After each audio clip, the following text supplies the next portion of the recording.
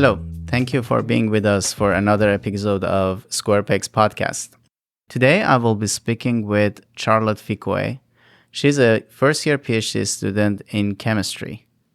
Our intent in this podcast is to document unique experiences of neurodiverse learners who, despite all the challenges caused by the education system, succeeded and they're now either in grad school or they have recently finished their graduate program.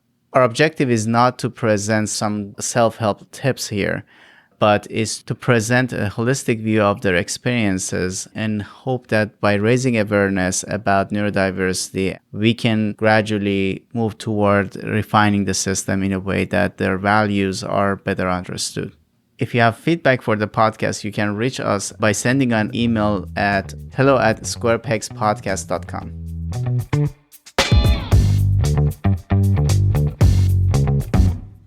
Thank you very much, Charlotte, for taking the time today to be with me and to do this podcast recording. I really appreciate that you agreed to do that.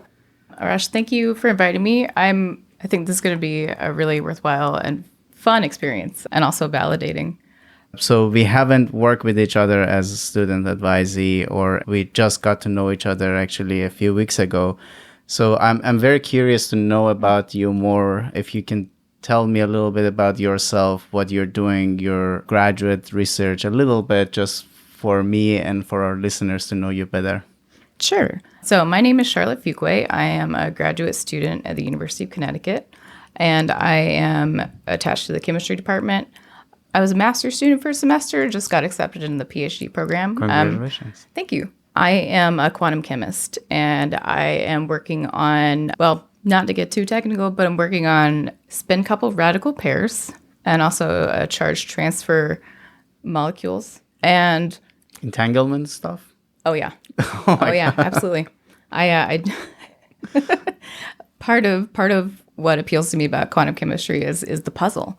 We really don't know a lot about it right now, and I want to delve deeper. I want to I guess one of my ultimate career goals is to dramatically increase the predictive power of current models in quantum mechanics, as I don't think we're ever going to get to the point where we can truly say X causes Y, X truly, that we have causation in quantum systems.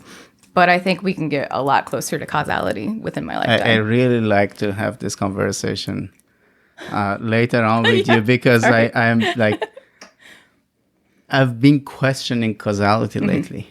So if that is fundamental. I got a lot to talk about. Yes. So back to our conversation here.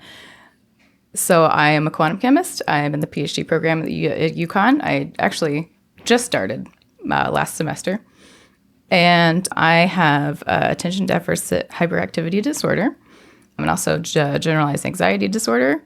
And in addition to that, I have an invisible physical disability.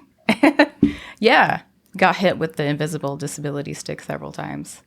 Invisible disabilities are, things that affect your life that are not immediately apparent just by looking at someone. Like, you see a person who uses a wheelchair. That's everyone's internal stereotype of disability, but there are plenty of people walking around. You don't know what they're going through or what their experience is, and they're not obligated to share that with you. The entire neurodiverse umbrella is in that one. Yeah, because I can't tell you how many people have told me, you don't look like you have ADHD. I'm like, would you care to clarify what that looks like? Yeah. So I got to know you, Charlotte, through a good friend and a collaborator, a colleague. She told me that you have a very unique view of neurodiversity, and you really care about paying forward mentorship, and I told her that I need to talk to her if she agrees, and I got in touch with you, and you generously agreed to do this podcast with me. And we had a brief meeting before this recording, and I realized that, oh my God, yeah, definitely I really need to talk to you. And so you care about mentorship, you care about making sure that the environment is more welcoming of neurodiverse, non-traditional students. So can you tell me a little bit, and also our listeners, where's this coming from? Why do you have this ambition and passion? I will say that I started this project based on my own experiences as an undergraduate, and in fact, a lot of negative experiences that I had as an undergraduate. I'm 33, and I graduated with my undergraduate degree in chemistry last May, finally. The first time around, the university that I went to, this was around 2007 to 2011, it was just not a welcoming chemistry department. I've always wanted to be a chemist, very interested in chemistry, but I was dealing with the effects of some major family trauma that happened after my freshman year. And the department and ultimately the university itself neither of them were friendly towards what I was going through. And it took a lot for me to find the kind of support that would have helped me. Coming to UConn and seeing people who are willing to help, people who will go not even an extra mile, just an extra inch, and be kind and welcoming and respectful, even when you're going through something, made me think, what if I could set up a program where undergraduates who are struggling, but who are interested in chemistry, could just have someone to go to. So I can't tell you how many times that I need to know some detail, and I spin my wheels on the internet researching for an hour when I could just go walk down to Jill in the office, and Jill helps me in 5 seconds, and we have a nice chat, and I'm done. And I think that, too, especially with our incoming undergraduates having gone through the pandemic, they may not necessarily have the skill set to establish those mentoring relationships unofficially. Starting a pilot program for a mentorship, a formal mentorship between a graduate student in the chemistry department and an undergraduate student in the chemistry department, someone who is either a current chemistry major or interested in switching, so that they have that person to go to for questions. They have someone who could tell them, oh, stoichiometry is hard the first time that you get to it, or if you have a question about this, go to Caitlin, the undergraduate advisor. That's what she's there for. And I think that in doing so, by establishing that relationship and fostering it, both parties are also getting psychosocial support, which I think is paramount to retention of people in these STEM majors that are traditionally viewed as very, very math heavy or very hard. I know everyone still thinks of Chem 1 as a weed out class. And it should not be a weed out class. It should be a pull in class. Yeah.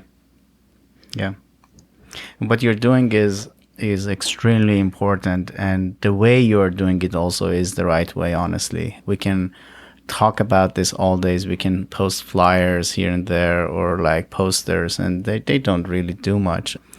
We tend to internalize all the struggles we face. I remember when I was an undergraduate, I used to blame myself for any shortcoming or difficulty I had in classes. And maybe for those that they were super obvious, that, for example, the instructor is not doing a good job, or resources are not readily available, or the way it's being presented is really, all the students, they have a struggle and they're talking about them.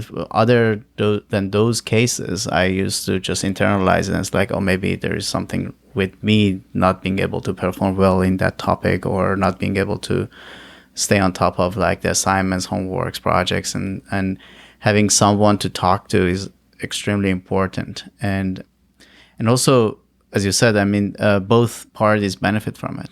Mentorship is being a mentor is a very valuable experience. It helps us grow personally. And I'm sure that giving graduate students or maybe junior, senior students to have experience in mentoring will make them more well-rounded people, honestly. So it's all good. That's a very good pilot program you're starting, and I'm ready to help in any way possible. So I really hope you succeed, and I'm pretty sure you will succeed, because that you're really addressing an immediate need.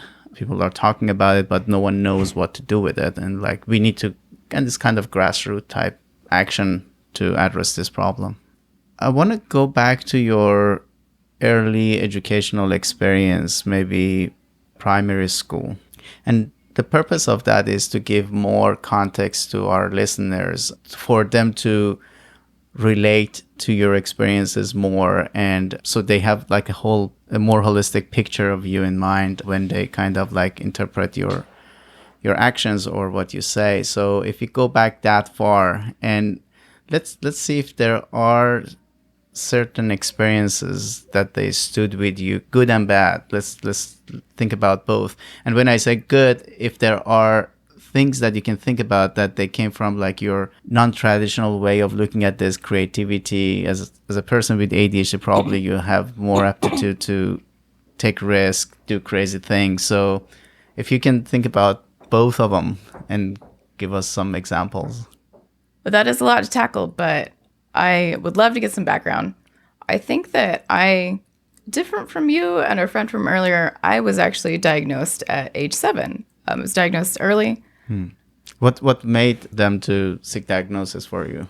I think the breaking point was I came home from second grade one day and I was really upset and was telling my mother that, we had to copy down our spelling words 3 times each. It's like maybe 10, 12 words, just write them down on a piece of paper. And all my friends managed to finish. But when the teacher said, okay, we're done, I was like, but I'm not, I couldn't do it. I didn't finish. I don't know how I couldn't finish. And I think that at that point, that definitely had established a pattern that had been happening over time. And my parents took me to a psychologist and a doctor and learned some more about it. It depends on where it works for you, but medication is something that helps me a lot. And I spent a decent amount of my childhood medicated. We'll say I went off for a year in 7th grade. And as an alternative, my parents took me to a psychologist weekly. And while that was not helpful academically or like behavior-wise, school was not a friendly environment, that psychologist is the first person who taught me to advocate for myself. And that I could correct an adult or tell people, hey, I don't like how you're talking about me. And she's the first person who said to me that, my ADHD makes me more creative. My ADHD is correlated with higher intelligence. And those things had never occurred to me. I had only ever been taught about it or heard about it in the context of something that held me back and made me different and made me worse.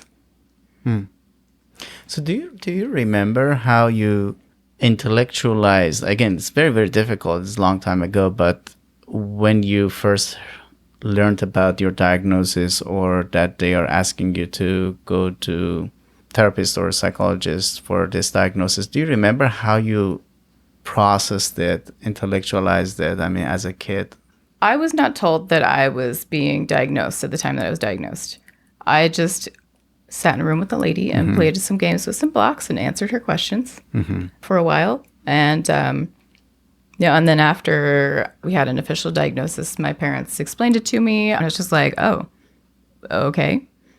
I didn't notice that I was different or behaved differently or, had a different way of thinking about the world and approaching things until probably middle school.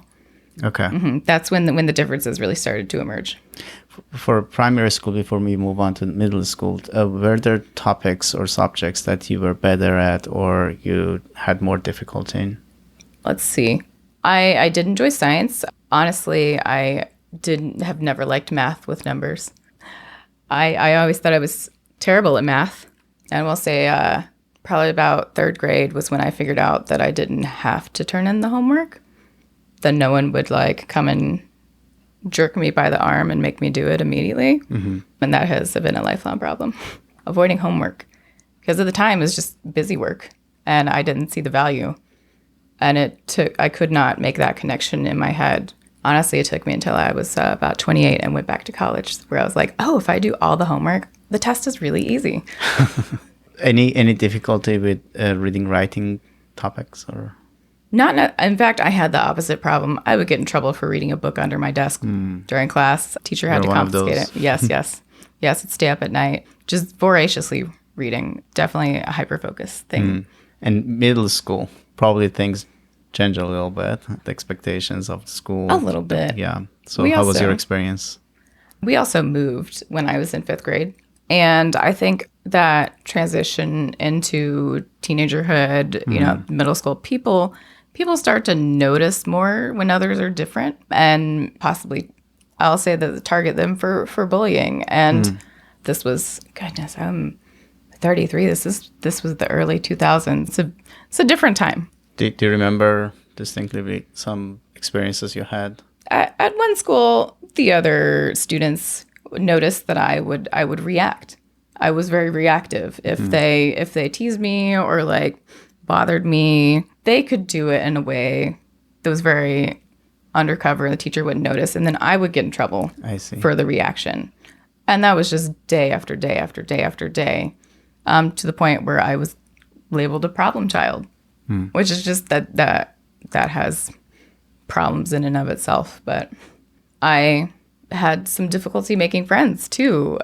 Do you remember why? I mean, like, you were not connecting to people, or what was interesting for you was not necessarily interesting for others? And what was the reason that you say that you had difficulty?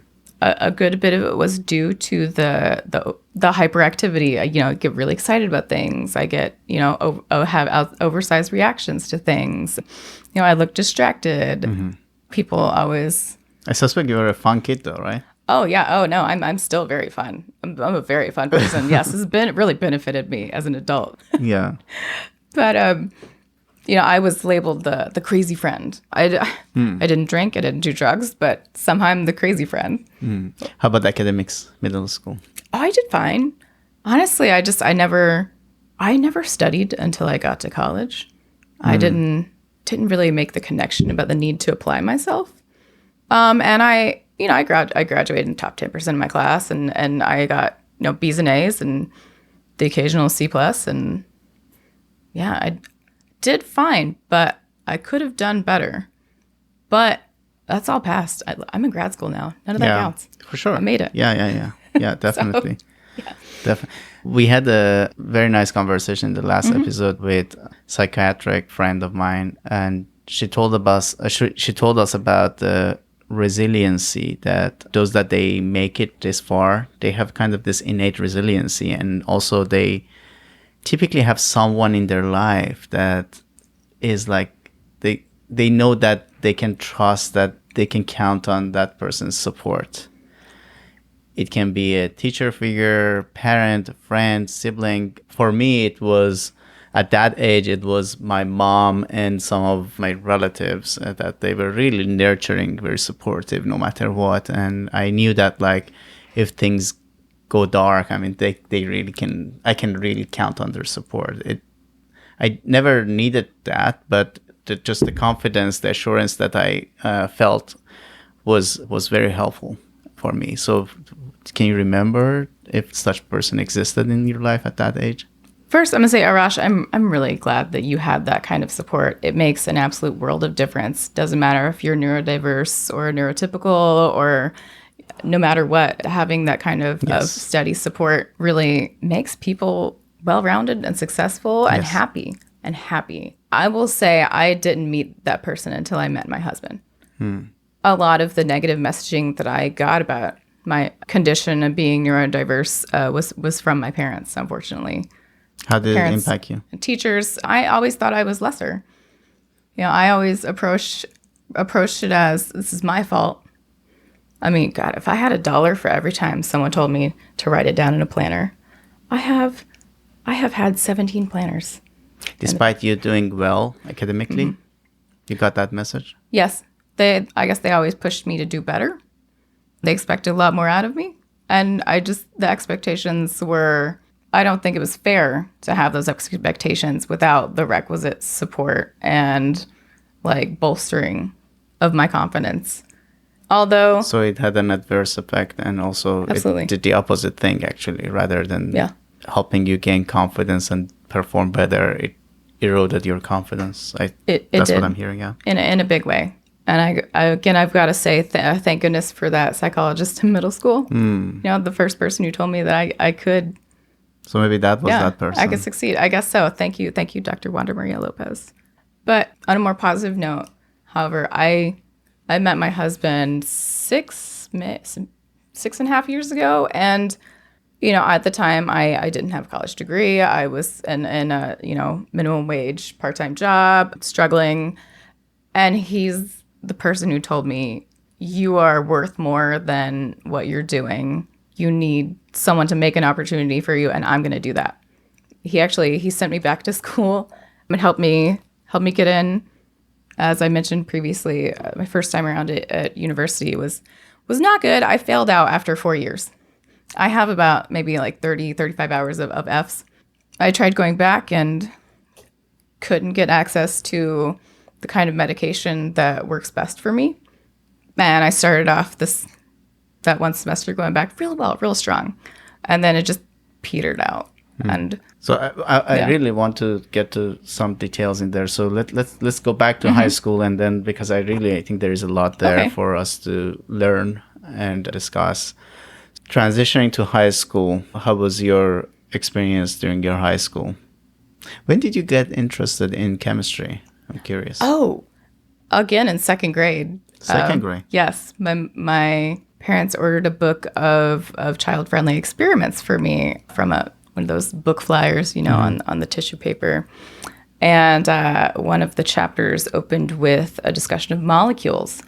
And I was so floored to learn that everything was made up of these tiny little bits that we couldn't see, and they were doing things all the time, that they had their own energy and patterns and everything. I spent like a solid week telling everyone I happened upon about molecules and how incredible they were. And at that point, I knew I wanted to be some sort of scientist. But like I said, I was never good at number math. I didn't think it was possible for me. So it became an obsession for you that early on. Oh, yeah. And it stayed with you. It stayed like that. Yeah. I mean, it is come. It's come and it's gone. It's ebbed and it's flowed, come and gone. But absolutely. I went into college at 18 wanting to be a chemist. I failed out. And I came back to college, still wanted to be a chemist, and now I'm a chemist. Let's go back to your high school years. How was your experience during the 4 years of high school? Is there anything that you can share with us that stood with you as a distinctive memory, and also about your obsession with chemistry?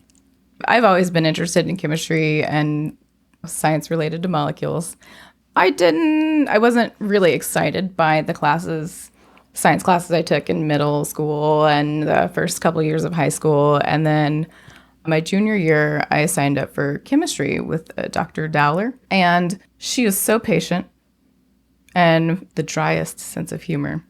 But just a wonderful, wonderful woman who really put herself into her work. I found that both the hands-on work in lab, like doing experiments, plus the search to find out what's happening and the not knowing, in addition to, I guess, the chemistry. Chemistry is really learning a set of rules, and that's it. And you just apply those rules in different situations. You could probably apply that to other disciplines, but I think it's especially true in chemistry. And the way that I could learn this set of rules, memorize those, and apply it anywhere was awesome. With attention deficit hyperactivity disorder, you do have some difficulty with memory and recall. Yes. Yes. I still can't recall some things, but that's what Google's for. You know what? And before we had Google, we had the CRC Handbook of Chemistry and Physics. Okay. So you could look it up if you needed to. So that the experience with that particular teacher, I suppose that it was a nurturing environment. Absolutely. Okay. So tell us more about that. Yeah. So I say Dr. Dowler, but at the time she was Ms. Dowler. She was actually working on a doctorate in chemical education.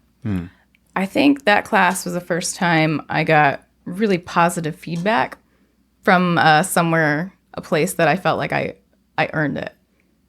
I got positive reinforcement and feedback regularly. Dr. Dowler. What was that? I mean, specifically, can you give us more concrete examples of like how it looked like, that positive feedback? So her teaching style, she was very dry sense of humor, but her teaching style was probably a little bit slower. She took the time to lay things out, And she checked in with us very regularly, and she had us come up to the board to do problems. You know, she would do demonstrations. One of my favorites, I can't remember what chemicals they are specifically, but soak a cotton ball in one thing, soak another cotton ball in the other thing. You put it on both ends of a glass tube, hold it shut. The gases will meet in the middle and form a precipitate. So you see this powder falling out of nowhere. And I think the regular demonstrations, the hands-on. So more real life examples. Absolutely. I think she brought to the class, right? And then you were able to connect with it immediately. Yes. And she gave us, she talked to us about careers in chemistry. She had us contextualized it. Exactly. She had multiple ways of, I guess, evaluation. I forget the actual educational term, but for one project, we had to make a model of a molecule. And, water was fine. I think one person even made H2. I brought in a buckyball that I had made on my own. And it was so fun. So fun. That class was just fun. Isn't that amazing? Just one teacher doing it differently may change someone's impression of self, idea about the field in science, engineering, STEM, or in any other. I mean, the deep impression that they can make, honestly. They have immense power. That power, I wish it was being used more frequently, honestly, to make that impression, to really kind of change people's mind about themselves and also about the topic, rather than superficially just presenting the material and doing the evaluations and posting a grade and moving on. So I think a lot of us don't consider the impact we have on others as closely as we should. Yes. One of my students from last semester, I taught general chemistry lab. They emailed me at the start of this semester and told me they changed their major to chemistry because of me. And now they're in my lab. And so valuable. Yes, I'm really honored that I could ignite that spark in someone, just like Dr. Dowler did for me. Again, you brought it back to the one-on-one impact. That is the thing I'm trying to accomplish with chem mentors. I think that personal attention, just a little bit, maybe once a week, once every 2 weeks, that can change someone's life.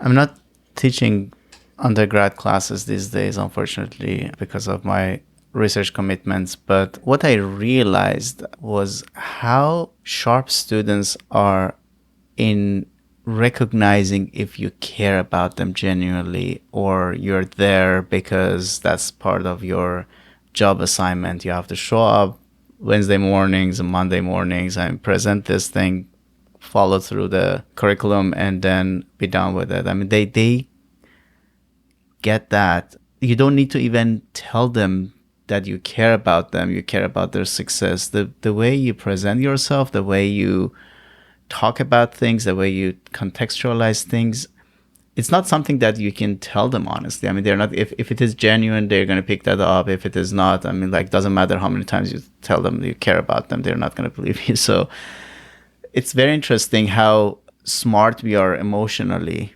in picking up those kind of nuanced things, signs of care and attention, as you said. Does that person see me? Does my teacher really see me, the value of my work, all of the excitement that I kind of I spent finishing this project? Is it visible to the person, or it's just okay, thank you, I mean, checked, you submitted this assignment? And that makes a big difference, honestly. I agree.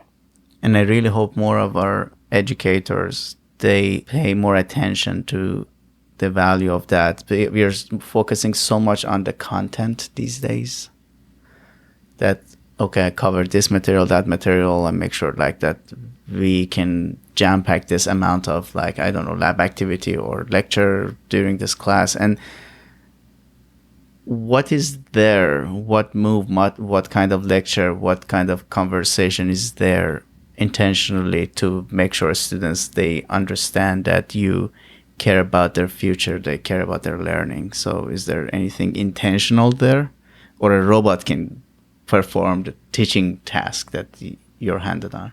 Exactly. standards in education are important, but also I think America can sometimes lose sight of the forest for the trees. I don't know if that metaphor translates well. Sorry. That's good. Yeah. So it's like you don't see the bigger picture because you're so focused on individual things. Yeah. So maybe we use a different metaphor for that one right there. But I think, and that especially, that really hurts. That hurts neurodiverse students and people who are underrepresented in STEM and other marginalized groups. I've been getting really interested in something called universal design lately. And actually, I have our mutual friend to thank for that because she gave a presentation at the start of the school year. Universal design is a way to approach course design and, delivery of material in a way that is friendly to neurodiverse people and people with disabilities and non-traditional students, but in a way that everyone can access something. Yes. For example, we have good example is something called the curb cut effect. It's a classic. Before we had the dips and curbs at sidewalks, people who use wheelchairs were just like stuck. They were just stuck. They needed help to get up and off the curb. In the 70s, with the ADA, legislation was introduced that mandated that dip in the curve. And it's helped so many other people. Yes. While it granted people who have physical disabilities more freedom, it also helps people carrying heavy packages, people pushing strollers and taking care of children, people who have other physical disabilities. I think I might be leaning on aphorisms too hard. It really encapsulates one of my favorites. A rising tide lifts all boats. Yes. If we accommodate and support and help our neurodiverse students, we are helping everyone. Yes. I totally agree with you. Universal design, I have all good things to say about that, and I think it is focused mainly on access though. So that is the limitation of universal design. There is nothing wrong with it, but it is not the ultimate. Definitely not like a total fix it. The reason I see for that is like it is focused rightfully on providing access to those that the system is designed, the way the system is designed does not, and causes kind of like unfair challenges. That is so important. But what we are trying to promote through our work here is to go one step further. Access is required, mandatory, definitely. But it's not enough because neurodiversity, I mean, that the reason that you need these diverse, non-traditional thinkers is not just to have a more apparently diverse population of students. It is because their mindset, their way of problem solving, their life experiences matter. To be able to solve complex problems, we have to look at it from very different views, through different lenses, to be able to see the nuances, to be able to solve those kind of, to deal with the complexity of those problems. So if we just say, oh, we provide access and then the rest of it is on you, we fall step short of talking about your strengths, your unique talents, that you're here, by the way, because we want your kind of quick problem solving skills. Maybe you don't follow through to the end. Maybe at some point you may kind of like lose interest in the problem. You won't move on to next. But like that intensity of like the passion that you bring to the table at the beginning. I mean, like, and creativity, divergent thinking. I mean, like, or other people might be like detail oriented. I mean, they may not be kind of like big picture people, but they are very comfortable meticulously working on details of, and we need all of these people to work together.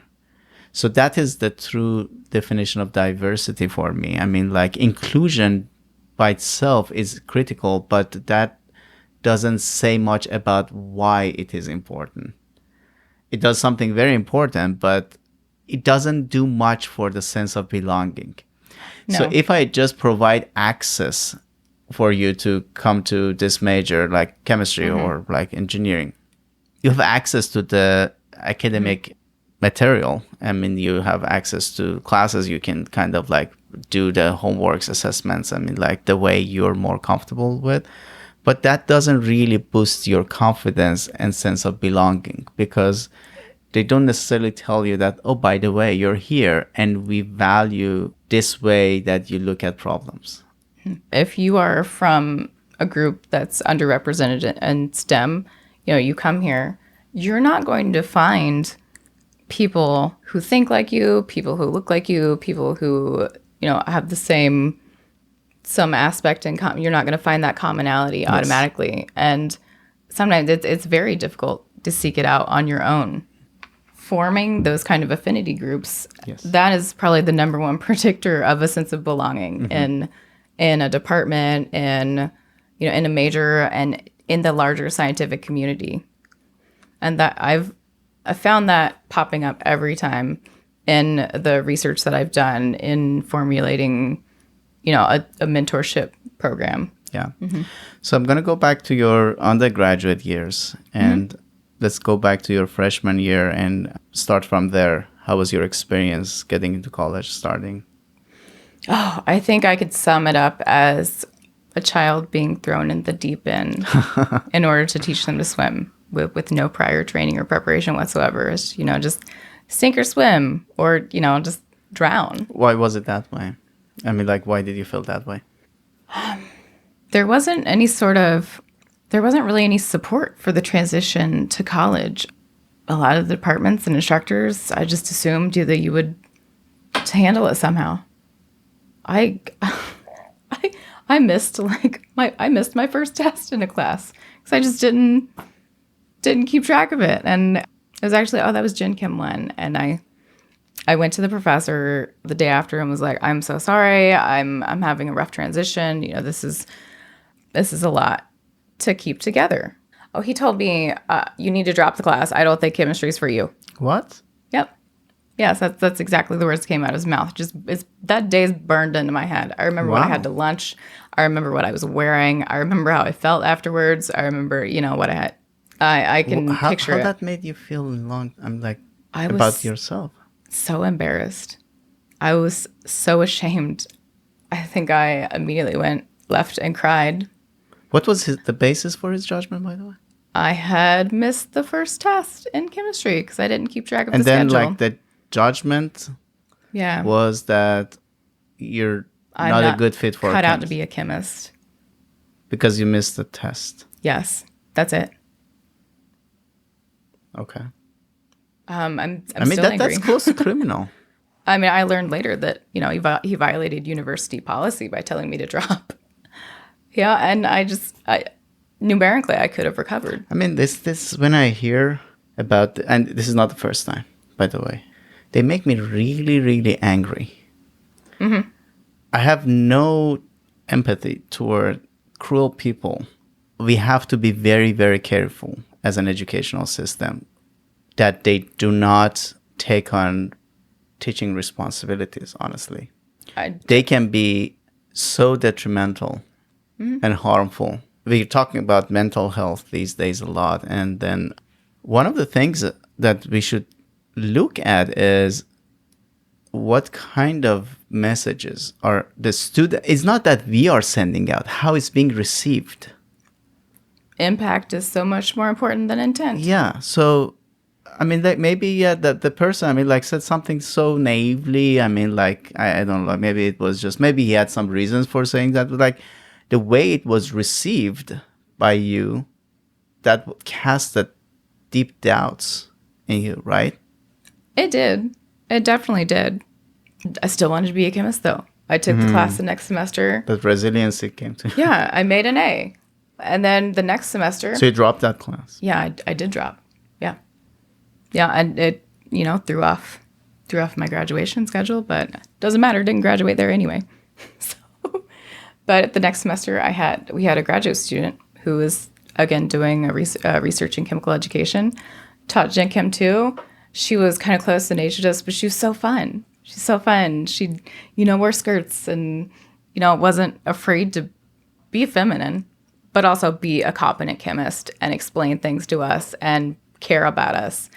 And that really helped me out. That bolstered me. That gave me confidence to go on and still try to be a chemist. So if you become a university professor, how would you handle that situation? A student comes to your office, pretty disturbed that like they missed a deadline or an exam they didn't attend. How would you respond to that? Now that you know how harmful. All right. So one, the student came to me. I know that they care right off the bat. Their motivation, they might just be like, oh, I can't fail this, or oh, I need it as a prerequisite. That doesn't matter. I would let them make up the test. It would be a little more work for me. I would probably have a second test kept in reserve for this kind of situation. But they care. So you just immediately consider the request and you let them to make up for the missed work? Yes. I mean, it is difficult in a class like Gen Chem. I would probably reserve a room and get a proctor and have everyone who needed to make it up take it at the same time. So I'm going to ask a question that... Oh, the why? Oh, because I don't know what that person is going through. I don't know what actually is happening inside. I don't know what they're dealing with. And just giving them that little bit of grace might be the break that they need to go on. Or denying it might be the last straw in the camel's back for them that really just ruins their life. And I can't be that person. I can't be that person who ruins someone else's life or like destroys dreams. Or I think to myself about all the situations where if I had just been given a chance, a little extra chance, what would be different?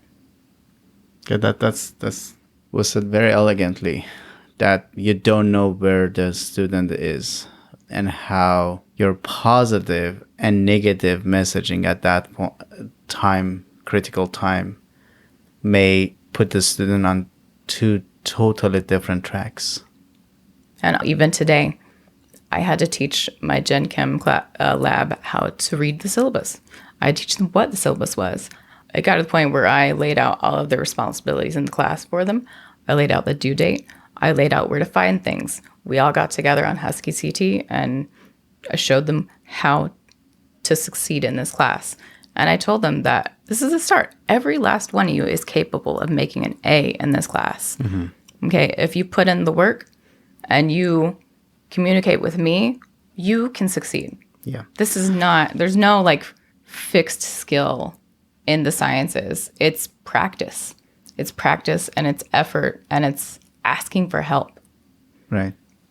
So let me play the devil's advocate role here, because I've been on the receiving end of this kind of question many, many times that, what do you do in a class of 400 students? I mean, like, can you accommodate any single request that they don't know how it can destroy your life? Because then you have to kind of like essentially grade 2 sets of exams or like make up, 25 or meet with 25 students for them to kind of like give their oral presentation late or things like that. So, Well, I will say that I know now that I am a teaching assistant. You have teaching assistants to do a lot of grading for you. But that too is a problem. Professors, they may want to intervene and help and mentor every student who needs it, but they can't do that. They can't do that times 600. They can't even do it times 100. And that's one of the things that I'm trying to take some pressure off with the Chem Mentors project. And also, too, I feel like it is the responsibility of the Dean of Students to support professors and to find ways that we can accommodate these kinds of things. Honestly, I think we should move away from tests entirely. I think that just having to regurgitate all of this with no resource, no book, no notes, nothing, having to regurgitate all of that on one assignment, it's not a good mode to actually gauge learning. And it's not relevant to the future practice. I know. How is it relevant? I mean, will they lock you into like in an office and ask you to kind of like, and without internet, that's not how the world works. I mean, like you need to tell them how they can seek resources and like find resources, how they can like make sense of like the information that they find out there. So The reality, sorry to interrupt. The reality of a science degree is it teaches you how to do research. It should teach you how to be a good researcher, because you should have just enough knowledge to go find the correct answer. Because, I mean, that's research in a nutshell. 2, I can't remember everything on the periodic table. Yeah. I think it's insane. I've heard about professors making people memorize the entire periodic table. That is the worst exercise in futility possible. That's just silly.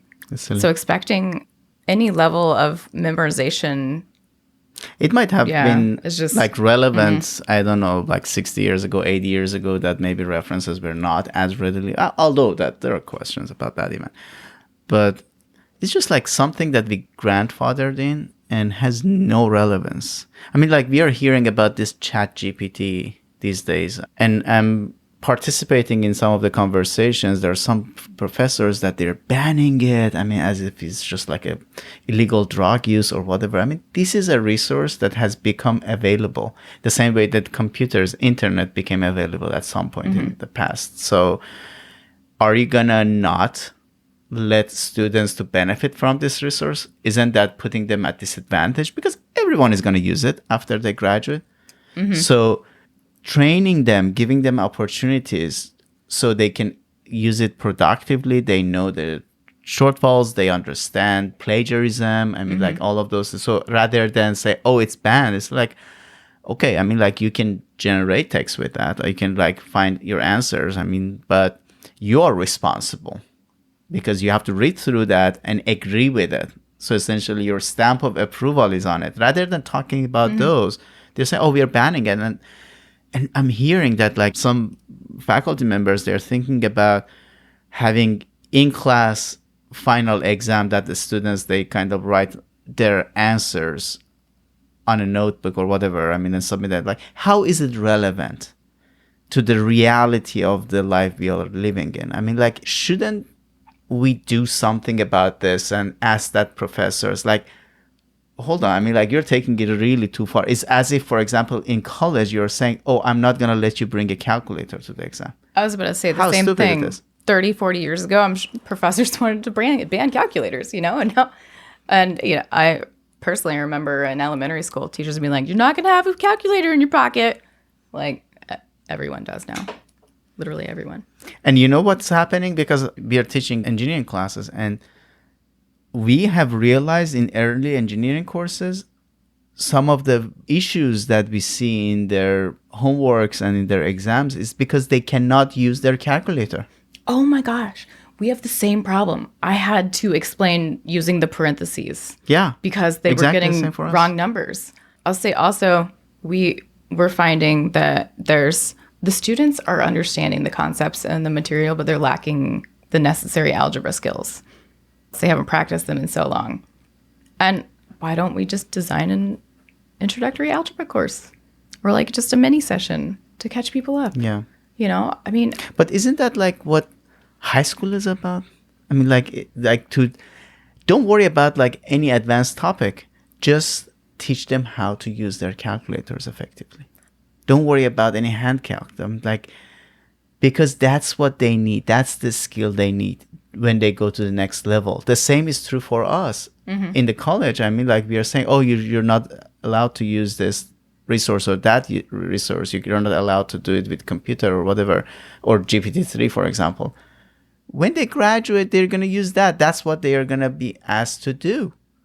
And we missed the opportunity to teach them that. I don't know what we are doing, honestly. And when you think about that, I'm like, we are teaching them some irrelevant material and testing them in an irrelevant fashion to achieve what? I really asked that question. Maybe improve their test-taking skills. Are they going to be hired later on after graduation to be professional test takers? Is that the I have never heard of that job ever in my life, Because that's what we are kind of like developing them to do when they graduate. Professional test takers. It's absolutely ableist. I'm using ableist to describe a practice or system that is particularly unfriendly to people with disabilities, neurodiverse groups. Non-traditional learners. Yeah, non-traditional learners. and indeed non-traditional students as well. And sometimes these effects are systemic. They're just propped up. I think especially in higher education, it's a systemic problem where everyone is used to giving a test that's multiple choice or like short answer or do this math problem. And it's in a format and a situation that is, I can only speak to my personal experience. It's not a format where I'm going to do my best because I'm nervous about the time limit. Take a long time to check and recheck my math. I will just straight up forget things. I took a test last month. I wrote the correct answer next to it as a note, and then I circled the wrong thing. And that's that's just a lot of those. And Yep. Yeah. It's like, I understand the concept. If I had to apply it, if someone asked me, I'd be like, yeah, that's how it works. But I just circled the wrong thing and didn't get credit. It really rarely happened to me that I take a test and when I see the results, I say like, oh, I performed better than I expected.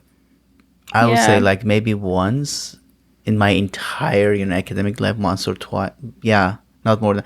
And I thought that everyone is like that. And then I was talking to some other people. And it's like, actually, it goes 50-50 for them. I mean, like a lot of times they don't know much and then they perform better. I mean, like because they are tested on topics that they knew better. For me, always there was that kind of like stupid mistake that I missed a point or two somewhere here, or like I confused something with something else. I was rushing. I did terribly bad in multiple choice timed exams.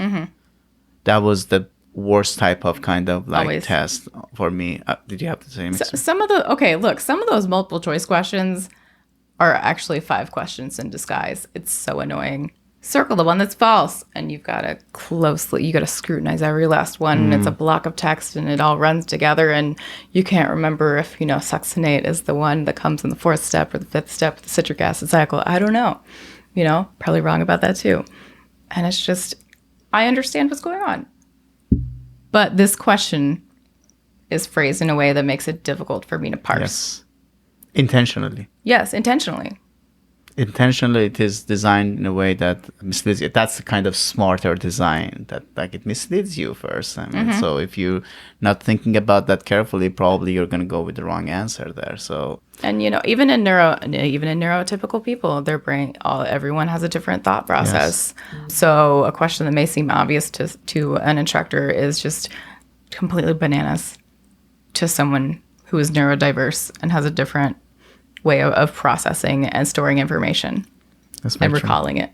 Yeah, there are so many irrelevant practices. Because again, like that multiple choice is another case that has no relevance to the actual professional practice after you graduate. You're not going to ask you to, in 45 seconds, make it.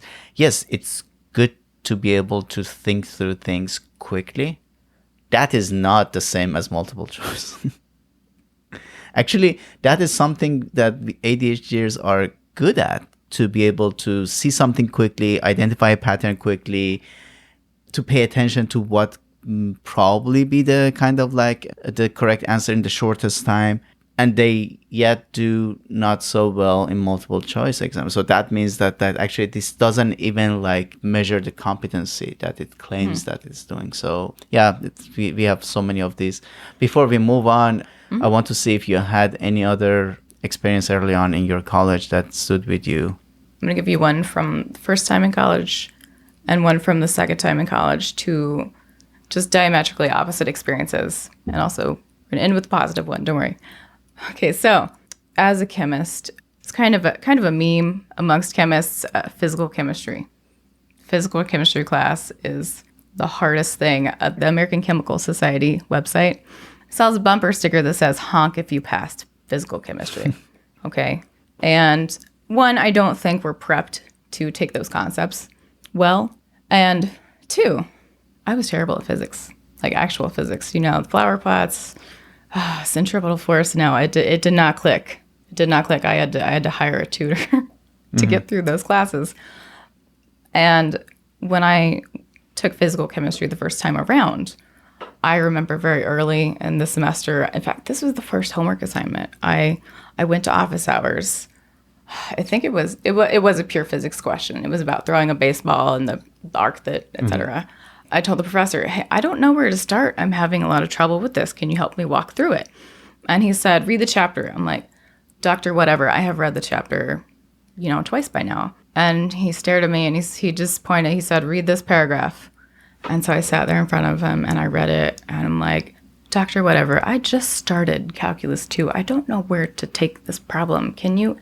And I just and he refused to help me. I think I stared at him for 2 solid minutes, just waiting for him to say something. And he's just so uncomfortable.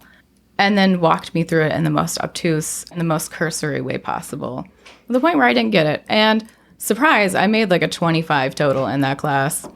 Got to the point where he brought me a Kleenex when he came to pick up my test, because I would be inevitably crying out of stress and feeling stupid and feeling bad about myself. So that was my first experience with physical chemistry. Now, keep in mind, I am a quantum falls under physical chemistry, so I'm a physical chemist now. When I went back to college, I signed up for physical chemistry, and So you left college when? I left college in 2011. I was 21 or 2, around there. So after your sophomore year? Actually, after my senior year. Senior year? It was, during my senior year, yeah. I had managed to hang on by Why? the edge of my fingernail. I literally failed out. I was academically dismissed, yes. So what happened? I think it's just a cumulative effect from, major family trauma, not getting the support I needed as a non-traditional learner, an unfriendly chemistry department. You left in your senior year? Yeah. Yeah. Okay. And then after how many years you went back? After, I think, 9 years. After 9 years? Yes. What did you do during because I started at 28. Yeah, I went back at 28. I worked a series of minimum wage or near minimum wage jobs. Definitely got fired a couple times. Did you ever look back and said, I should have finished it, or? Oh, all the time. All the time. But thinking about it, I was this seemed that there was absolutely no way I could have finished it. I didn't have what I needed to, so they failed to you. thrive. Yeah. They just failed you. And for the rest of your life, if you wouldn't have. Yes, if I hadn't met my husband, who is my support, and told me that I'm capable. I'm capable. He's like, you're smart. You can do this. You love chemistry. You should be a chemist. Yeah. And I'm going to help you become a chemist and, do everything that you need to feel supported and succeed in school. So coming back around, when I took physical chemistry at the next college, the teacher had clearly put a lot of thought into his lesson plan. We actually did start with some foundational calculus, which is very important. And he checked in with us very regularly. He provided PowerPoint slides if we wanted to make notes. I raised my hand and asked questions all of the time. And he's very patient and soft-spoken. And our teaching assistant for the class worked with him very closely. And I ended up making a 99 in the class. And this was a dual undergraduate class. I did better than everybody. So I suspect that you were able to transfer some of your credits, right, to this new... Some, yes. Yeah. Yeah. So how long it took you to finish it? It took me another 2 years. 2 years? Yeah. Do you think being more mature helped you to be able to survive it this time? That was definitely a contributing factor. Motivation to never work another minimum wage customer-facing job again. Okay. And also, I was so terrified of failing out again that I really applied myself. And this time you had that support? Yeah. Your husband? Yes. And I retook Organic 1 because I wanted to make sure I had that foundational knowledge. And I finally discovered the link between doing the homework and doing well on the test. But I think too, if I had that foundation of support and love and encouragement, I don't think I would have failed out the first time. But honestly, I'm glad I did, because I went to a school that had a great environment, a decent sense of community, professors who really cared, who showed that they cared. it ignited in me a desire to also show other chemistry students like that this can be fun. You can do it. This is not a weird... So you started mentorship even when you were in the college? Well, I was a TA my last semester as an undergraduate, and I think that's where it started. That's where I noticed, oh wow, I can help people. I'm sure that has helped you to even be more successful academically, being in the role that now you have to support others, right? Oh yeah, it's definitely bolstered. It's forced me to, bolster my own foundational skills as well. Yeah. And also, I don't think this is a formal thing associated with ADHD, but I find that, and I hear the same experience echoed in other people with ADHD. When I have to help someone, I'm so much more likely to put in the effort and have that ready and be willing to jump in than when I'm just doing it for myself. That's so true. And I don't necessarily think it's like pathological people pleasing. I think it's it's one of those ADHD superpowers. So I became aware of that during my high school years, actually. And I started tutoring topics that I had difficulty in. So I tapped into that superpower just for me to... So because I knew that I have to go and teach someone this, I was able to understand it much deeper. And it made it way more pleasant, actually, for me. That is one of the things we have suggested to other students with ADHD, that like if you really want to learn a topic deeply, maybe you can think about teaching it to someone. I mean, find someone that you can work with mainly to teach the topic to. So like be committed to it, and because that makes other neural pathways available, I think. I mean, it's not the same brain that as if you're like studying that material yourself in the library. So it's different. So the depth of learning and also the joy of learning, they're both much higher than just studying for the test. When you have to teach someone, it really brings home to you that everyone thinks differently. Everyone has a different thought process, and you have to come and meet that person where they are in how they learn. Like, I have been trying to impress the difference between moles and molecules on my students. And I mentioned the problem to one of my lab mates, another grad student, and he said, think about a mole as a dozen. Like a dozen is a unit used to represent a group, and a mole is the same thing. Yeah, much larger number. I thought that never occurred to me. And I'm really excited to bring it to class on Thursday. Yeah, that's cool. Yeah. That's cool. So how's your graduate education experience now? How is your relationship with your advisor? Have you discussed any of these with your advisor? By these, what do you mean specifically? I mean, you learn differently, you approach problems differently, you work differently. Yes, that absolutely, that was at the forefront of my mind when picking an advisor. I wanted to find somebody who was friendly, had patience to the patience, the perseverance, the attitude to work with someone who's neurodiverse. So I'm really terrible at being on time. I have no sense of time internally, and I will work on things in spurts and fits. And I also, I have a life at home, and I can't apply myself for a 12-hour day after 12-hour day after 12-hour day. That's just not how my brain works, and I will burn out very quickly. So I need to, protect my mental health as well. In conversations with potential advisors, I'd be like, I'm older, I'm married, I have responsibilities at home, etc. I'm not going to be in the lab 24/7. I can't do that. And I did have a discussion with my advisor before joining, in which I told him that I phrase it, I'm a person with a disability that affects my motivation, my time management, my executive functioning, etc.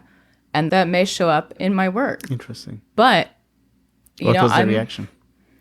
Oh, he actually told me that one of his previous graduate students was also neurodiverse, and he did fine.